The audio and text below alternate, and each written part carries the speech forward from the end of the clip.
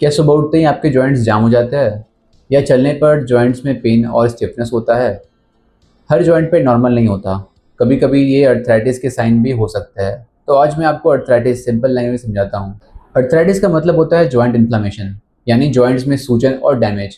हमारे joints normally smooth cartilage से covered होती है, जो मूवमेंट को ईजी बनाती है।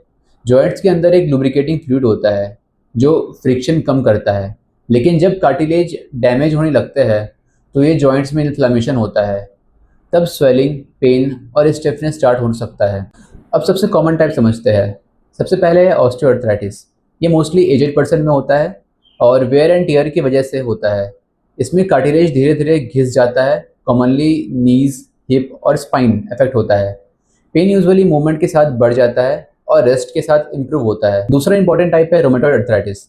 ये एक ऑटो इम्यून डिजीज है जहां बॉडी का इम्यून सिस्टम गलती से अपने जॉइंट्स पर अटैक करना शुरू कर देता है। इस वजह से जॉइंट्स के अंदर इन्फ्लामेशन और स्वेलिंग हो जाती है। अब एक इंपॉर्टेंट सिम्टम, मॉर्निंग स्टिफनेस। कई पेशेंट सुबह उठते ही फील करते होंगे कि उनके जॉइंट्स जाम हो गए हैं, प्रॉपर्ली मूव नहीं हो पा रहे। रात भर जॉइंट्स कम मूव करते हैं, इसलिए इन्फ्लामेशन और स्टिफनेस बढ़ जाता है। मूवमेंट स्टार्ट होते ही जॉइंट्स धीरे धीरे लूज होने लगता है। और रोमेटॉइड अर्थराइटिस में मॉर्निंग स्टिफनेस यूजुअली 30 मिनट्स से ज़्यादा रह सकता है। अब सिम्टम समझते हैं। Joint pain, swelling, morning stiffness, movement में डिफ़िकल्टी, जॉइंट से आवाज़ आना, वीक ग्रिप और वॉकिंग में प्रॉब्लम, ये कॉमन सिम्टम हो सकते हैं।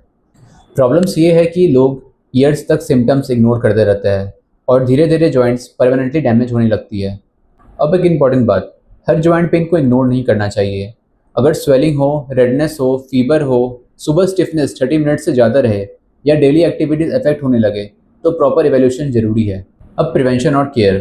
हेल्दी वेट मेंटेन करना इंपॉर्टेंट है। रेगुलर एक्सरसाइज और स्ट्रेंथिंग जॉइंट्स को फ्लेक्सिबल रखती है। विटामिन डी और कैल्शियम डिफिशिएंसी अवॉइड ना करें। स्मोकिंग और एक्सेसिव जंक फूड अवॉइड करना चाहिए। और सेल्फ मेडिकेशन या पेन किलर का ओवर यूज़ नहीं करना चाहिए। कुछ पेशेंट्स को फिजियोथेरेपी, लाइफस्टाइल चेंजेस या मेडिकेशन की ज़रूरत पड़ सकती है, डिपेंडिंग ऑन द कॉज। तो सिंपल बात, अर्ली डायग्नोसिस और प्रॉपर ट्रीटमेंट जॉइंट्स को लॉन्ग टर्म डैमेज से बचा सकती है। Follow for more simple medical explanation. Thank you.